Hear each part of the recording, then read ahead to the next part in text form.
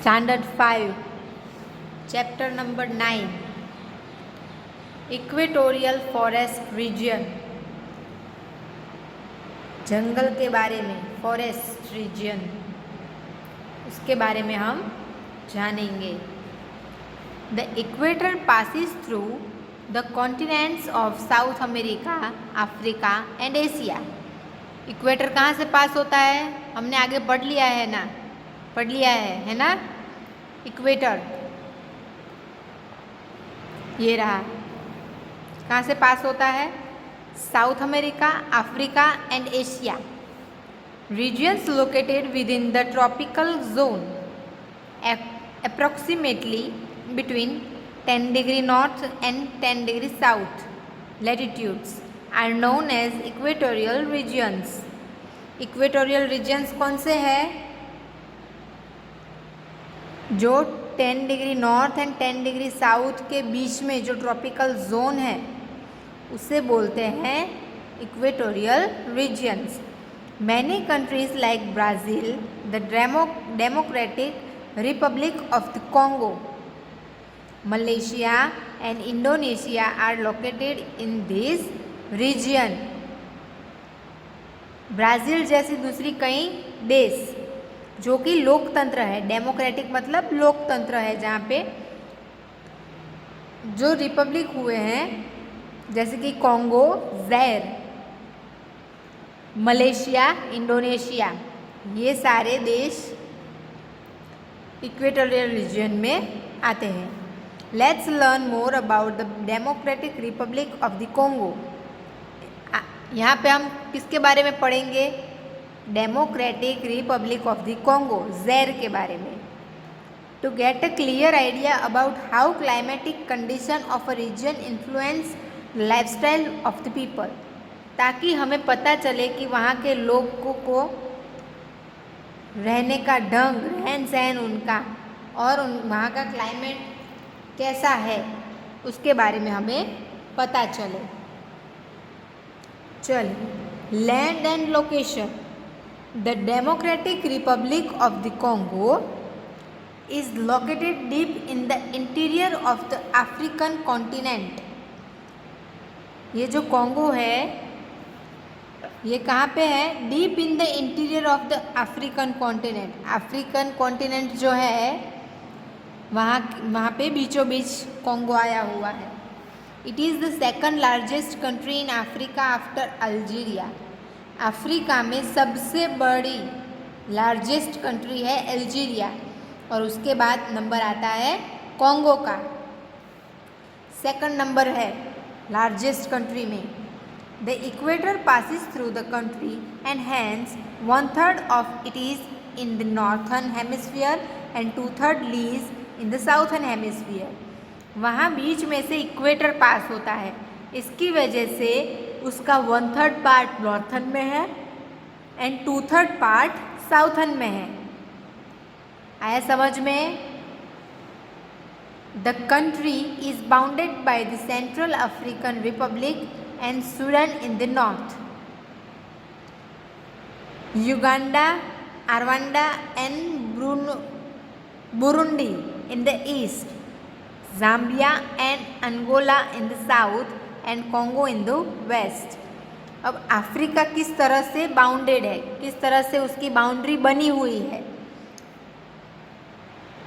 तो central Africa, African Republic and Sudan, ये दोनों हैं नॉर्थ में। कौन से? Central African Republic and Sudan, ये है नॉर्थ में। युगांडा, रवांडा, बुरुंडी, ये तीनों हैं ईस्ट में। ज़ाम्बिया एंड अंगोला है साउथ में एंड कॉन्गो है वेस्ट में। तो north, east, south and west, इस तरह से चारों ओर इन देशों की बाउंड्री बनी हुई है। आया समझ में? Next, river Congo with its 9 kilometres mouth opening into the Gulf of Guinea flows through Africa. River Congo, देश के नाम ऊपर से ही नदी का नाम है कॉन्गो। ये 9 किलोमीटर बड़ी है, उसका मुंह जो है 9 किलोमीटर माउथ ओपनिंग, उसका 9 किलोमीटर का मुंह खुलता है गुल्फ ऑफ गुनिया में, जो अफ्रीका में बहती है। युबांगी एंड कसाई आर इट्स मेजर ट्रिब्यूटरीज, और रिवर कॉन्गो की ट्रिब्यूटरीज कौन सी है? युबांगी एंड कसाई। River Congo along with its tributaries has formed a low-lying area called the Congo Basin. River Congo की जो ट्रिब्यूटरीज है वो फॉर्म होती है, उस जगह को बोलते हैं कॉन्गो बेसिन। जहाँ से ट्रिब्यूटरीज निकलती है वो जगह उस नदी की बेसिन बन जाती है। तो ये कौन सी नदी है?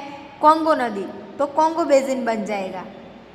It is surrounded by mountains and plateaus. ये किससे सराउंड है, किससे घिरा हुआ है? माउंटेन एंड प्लेट्यू से। Most part of the democratic Republic of the Congo lie in this basin. सबसे बड़ा पार्ट कॉन्गो का कहाँ पे है? इस बेसिन में। क्लाइमेट, तो अब वहाँ का क्लाइमेट कैसा है? तो the climate is hot and humid in the river basin. River basin है ना जहाँ पे, वहाँ पे क्लाइमेट कैसा है?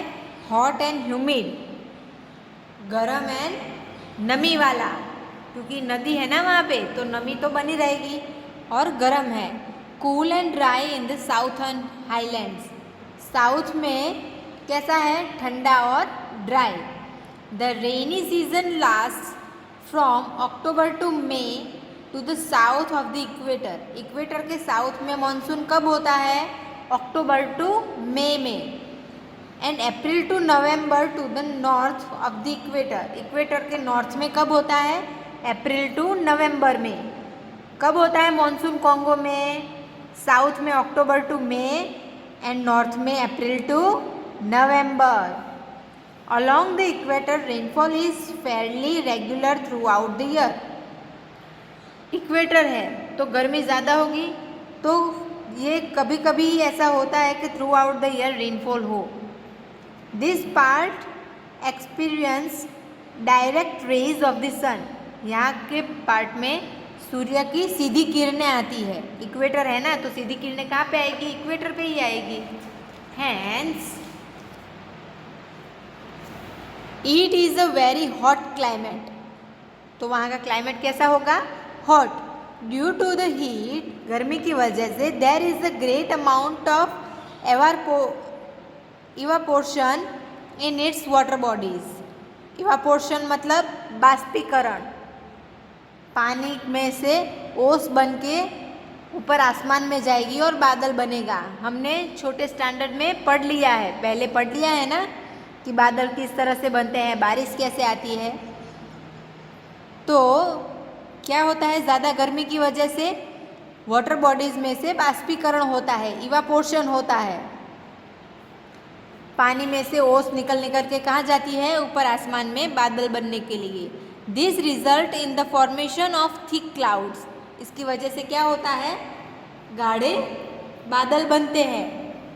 The region hence gets heavy downpour almost every day in the evening, accompanied by thunder and lightning. इसी वजह से लगभग हर रोज़ हैवी डाउनपोर होता है शाम के वक्त, और ठंड होती है, thunder and lightning. This rainfall is also known as the 4 o'clock rainfall. इसकी वजह से इसे क्या बोलते हैं? 4 बजे का रेनफॉल, 4 बजे की बारिश। सुबह इतना ताप होता है, इतनी धूप होती है कि वो सब वाटर बॉडीज में से बाष्पीभवन होता है, बाष्पीकरण होता है, और इससे गाढ़े बादल बनते हैं। और शाम के वक्त जब ठंडा हो जाता है एटमॉस्फेयर, क्लाइमेट, तब क्या होता है? बारिश होती है। तो इस बारिश को क्या बोलते हैं? 4 o'clock रेनफॉल, 4 बजे की बारिश। Thunderstorms are often violent but seldom last more than a few hours. जो थंडरस्टॉर्म है वो कभी कभी ही वायलेंट होते हैं, लेकिन कभी कभी कुछ घंटों के लिए बढ़ जाते हैं। In fact, the Democratic Republic of the Congo experienced the highest number of thunderstorms on the earth. लेकिन सही में देखें तो कोंगो ही ऐसी जगह है जो सबसे ज़्यादा ठंडी पृथ्वी पर एक्सपीरियंस करती होगी, क्योंकि सुबह तो ताप होता है, धूप होती है, लेकिन शाम होते होते इतना ही ठंडा हो जाता है और बारिश होती है. The climate in general is hot and wet. तो उसका वहाँ का जनरल एटमोसफियर, जनरल क्लाइमेट कैसा होता है? Hot and wet. There is very little difference in the summer and winter temperature. वहाँ पे समर का और विंटर का टेम्परेचर में थोड़ा ही डिफरेंस होता है. The length of days and nights is almost equal. दिन और रात लगभग इक्वल होते हैं. तभी ऐसा हो सकता है ना कि शाम के वक्त बारिश आए. अगर दिन लंबा होगा तो बारिश कब आएगी? Vegetation. Being near the equator, the Democratic Republic of the Congo is covered by equatorial or tropical rainforest. Equator के नज़दीक होने के कारण कोंगो ट्रॉपिकल रेन फॉरेस्ट से घिरा हुआ है. The hot and wet climate result in very fast growth of variety of trees. वहाँ का एटमॉस्फेयर क्लाइमेट इतना अच्छा है, हॉट एंड वेट, जिसकी वजह से वहाँ पे ट्रीज़ बहुत जल्दी ग्रो करते हैं. They grow to great heights in search of sunlight. वहाँ के ट्रीज़ लंबे होते हैं क्योंकि उन्हें सनलाइट को सर्च करना होता है. वो ढूंढते हैं, सनलाइट को सर्च करते करते एकदम ऊंचे हो जाते हैं. The trees are so closely packed that their branches are tangled and form a green and broad roof or canopy above. वहाँ के पेड़ इतने क्लोज होते हैं, इतने नज़दीक होते हैं कि जब वो बड़े होते हैं तो उनकी ब्रांचेस, उनकी डालियाँ आपस में उलझ जाती है और वो एक हरे कलर का बड़ा सा रूफ मतलब छत बनाते हैं या फिर छतरी जैसा बनाते हैं. The rays of the sun cannot penetrate them easily. जिसकी वजह से सूर्य की धूप, सूर्य की किरणें आसानी से उन्हें नहीं मिलती, क्योंकि वहाँ पे पेड़ इतने नज़दीक है कि उनकी डालियाँ आपस में उलझ गई है और उसकी वजह से उन्होंने छत बना ली है, छतरी जैसा बना लिया है. इसकी वजह से इसके अंदर धूप जाना इजी नहीं होता है. Therefore, the forest of the Congo basin are dark and dim. इसी की वजह से कोंगो के जो फॉरेस्ट है, जंगल है, वो एकदम गाढ़े और लंबे हैं. This forest remain green through out the year. वहाँ के फॉरेस्ट जो है वो पूरे साल ग्रीन होते हैं, हरे होते हैं. Thus they are also called evergreen forest. इसकी वजह से उन्हें एवरग्रीन फॉरेस्ट बुलाया जाता है. Hardwood trees like teak, mahogany, ebony, bamboo and rosewood grow here largely. यहाँ पे सबसे ज़्यादा कौन से पेड़ ग्रो करते हैं? Teak, mahogany, ebony, bamboo and rosewood. Rubber, cocoa and oil palms are the cash crop grown here. Cash crop किसे बोलते हैं? Rubber, cocoa and oil palms. इसको सिर्फ इसीलिए उगाया जाता है ताकि इन्हें फट से बाज़ार में बेच के कमाया जा सके. Among the native fruit trees are, इसीलिए वहाँ के रेगुलर फ्रूट ट्रीज कौन से हैं? Banana, coconut palm and plantain. Due to lack of sunlight, वहाँ पे सनलाइट कम है, very little vegetation is found below the canopy of trees. बहुत कम मात्रा में वेजिटेशन वहाँ पे होता है.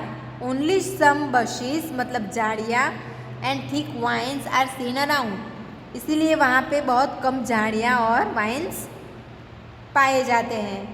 These equatorial forests are so dense that it is very difficult to even pass through them. ये इतने गाढ़े होते हैं कि वहाँ से पास होना, निकलना भी बहुत मुश्किल होता है. आया समझ में आप लोगों को? कैसा होता है एटमॉस्फेयर? सुबह एकदम गर्म और शाम को बारिश होती है, इसीलिए उसे 4 o'clock रेनफॉल कहते हैं। वहाँ के दिन और रात इक्वल होते हैं। यहाँ पे कौन से वेजीज होते हैं? तो teak, mahogany, ebony, bamboo, rosewood, rubber, cocoa, oil palm, ये सारे वेजीज यहाँ पे मिलते हैं। जंगल कैसे होते हैं? तो पेड़ एकदम लंबे और बड़े बड़े होते हैं, उनकी डालियाँ आपस में उलझकर छतरी रूफ बना देती है, इसकी वजह से वहाँ पे सनलाइट पास नहीं होता है। आया समझ में? आगे अब है animal life. Most of the animals found in the region are tree dwellers like monkey, gorillas, chimpanzees and baboons. यहाँ पे सबसे ज़्यादा कौन से एनिमल होते हैं? ड्वेलर्स, मतलब इधर से उधर जंप करने वाले जो पेड़ पे रहते हैं वो monkeys, gorillas, chimpanzees and baboons. Other animals found in the forest region are lions. दूसरे जो एनिमल हैं वो है lions, giraffes, zebras, hippopotamus, rhinoceros, elephants, buffaloes, leopards, hyenas and antelopes. ये सारे एनिमल्स यहाँ पे ज़्यादातर पाए जाते हैं। Birds like hummingbird, parrots, pelicans, flamingos, cuckoos, sunbirds, herons and plovers make this region colourful. यहाँ पे बर्ड्स कौन कौन से होते हैं? Humming bird, parrot, pelicans, flamingo, cuckoos, sunbird, Heron's and plovers. The reverse beam width variety of fishes. यहाँ पे जो नदियाँ हैं, वाटर बॉडीज है, वहाँ पे कैसी होती है फिशेज? वेराइटी वाली, dolphins and turtles. And the swampy area with alligators and crocodiles. और स्वाम्पी एरियाज मतलब दलदल वाले, जहाँ पे कौन रहते हैं? एलिगेटर्स एंड क्रोकोडाइल, मगरमच्छ। Peacocks and okapis are found in large number in the forest of Congo. Congo के फॉरेस्ट में कौन से बर्ड्स होते हैं? Peacocks and okapis. Poisons, snakes, deadly insects and flies are also found here. यहाँ पे जहरीले सांप, जंगली इंसेक्ट, जीव जंतु यहाँ पे ज़्यादातर पाए जाते हैं जंगल में। लाइफस्टाइल ऑफ द पीपल, यहाँ के लोग कैसे होते हैं? तो the people of Congo lead a very harsh life. यहाँ के लोगों की लाइफ कैसी है? हार्श, मुश्किल भरी। The hot and humid climate, एकदम गर्म क्लाइमेट होता है। डेंस वेजिटेशन, कम वेजिटेशन होता है। एंड द ड्रेडफुल डिसीज, और भयंकर बीमारियाँ होती है, caused by the insect and fleas that dwell in the forest region have a great impact on the lifestyle of the people। यहाँ के जंगलों में जो जंगली फ्लाइज एंड इंसेक्ट होते हैं उनकी वजह से बहुत बीमारियाँ होती है और वो वहाँ के लोगों को असर करती है, इम्पैक्ट करती है। The country is thinly populated. यहाँ ये कंट्री कैसी है? कम पॉपुलेटेड है। The largest tribe of Congo is Bantu. यहाँ पे सबसे ज़्यादा कैसे लोग हैं? Bantu. People who live near the forest clear patches of forest and form small villages. यहाँ पे जो लोग रहते हैं वो विलेज के थोड़े पार्ट को क्लियर करते हैं, पैचेस को क्लियर करते हैं और वहाँ पे छोटा सा गांव बनाकर रहते हैं। They lives in huts built on raised wooden platform to protect themselves from heavy rainfall। वो लकड़ी के घर बनाते हैं और थोड़ी हाइट पे बनाते हैं ताकि वो हैवी रेनफॉल हो तो उन खुद को प्रोटेक्ट कर सके। These roofs of the houses are made of palm leaves and are thatched। उनकी रूफ को कैसी होती है? छत कैसी होती है घर की? पाम के लीव्स से बनी हुई और नीचे घास फूस होता है, फूस होता है, ये थैटेक मतलब फूस, और उसके ऊपर पाम लीव्स होते हैं। हमारे घरों पे ऐसे होते हैं ना नड़िया, वैसे। The walls are made of clay, और उनकी दीवारें मिट्टी की बनी हुई होती है. These houses do not last long because of the heavy rainfall on almost every day. हर रोज़ बारिश होती है, इसलिए इन लोगों के घर ज़्यादातर टिकते नहीं हैं. इसीलिए ये लोग ऐसे लकड़ी के घर बनाकर उसमें रहते हैं, ताकि कभी बारिश की वजह से कोई नुकसानी हो तो बड़ी नुकसानी न हो और फटाफट वो दूसरा घर बना सके. The hot and damp climate also rots the wood quickly. जो गर्म क्लाइमेट है वो वुड फटाफट एकदम गर्म कर देता है. बारिश की वजह से जो गीला हुआ होता है वो फट से रोट्स कर देता है, मोड़ देता है. बारिश की वजह से वो मुड़ जाते हैं. Thus the houses here have to be rebuilt frequently. बोला ना, बारिश की वजह से लकड़ी ऐसे फिसक जाती है तो मुड़ जाती है, मिट्टी होती है वो धंस के निकल जाती है, तो उन्हें अपना घर वापस से बनाना पड़ता है. रिबिल्ड फ्रिक्वेंटली, बार बार बनाना पड़ता है. हर रोज़ रेनफॉल होता है, इसीलिए. Due to the harsh climate, ऐसे क्लाइमेट की वजह से people of this region often suffer from many dreadful diseases. इसीलिए वहाँ पे ज़्यादा बीमारियाँ होती है, क्योंकि बारिश हर रोज़ होती है तो हर रोज़ कीचड़ और ये सब गाद और वो सब होता रहता है, तो मक्खी और मच्छर तो आएंगे ही, तो ड्रेडफुल डिजीज़ भी होते हैं. कैसे? Sleeping sickness caused by the tsetse flies, tsetses. जहरीली मक्खियाँ होती है, उसकी वजह से स्लीपिंग सिकनेस होती है. Malaria, yellow fever, cholera, small pox and typhoid, ऐसी बीमारियाँ होती है.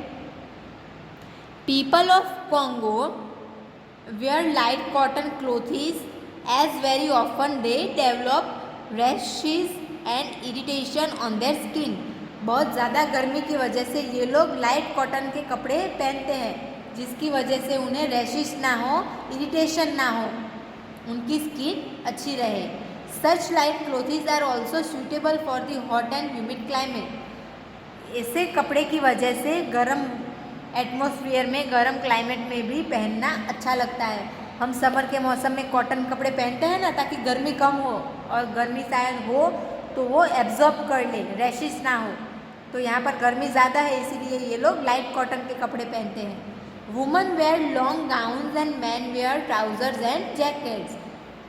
यहाँ की जो लेडीज़ होती है, वुमेन्स होती है, वो लंबा गाउन पहनती हैं, और जो जेंट्स होते हैं वो ट्राउजर्स एंड जैकेट पहनते हैं. आया समझ में आप सबको?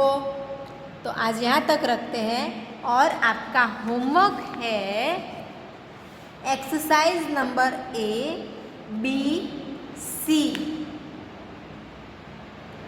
ये तीनों आपको टेक्स्ट बुक में फिलअप करने हैं. ओके, जितना मिले उतना फिलअप करना, ना मिले वो छोड़ देना, लेकिन ट्राई ज़रूर करना कि आपको सब मिल जाए. ओके, एक बार चैप्टर पढ़ेंगे तो आ जाएगा. ओके, और फिर भी ना आए तो छोड़ देना. मैं कल मतलब नेक्स्ट लेक्चर लूँगी, तब साथ में उसके आंसर्स बता दूँगी. ओके, तो आपका होमवर्क है चैप्टर नंबर 9 में से right exercise number A, B and C in your text book. Text book में ही आपको फिलअप करना है. Okay, thank you.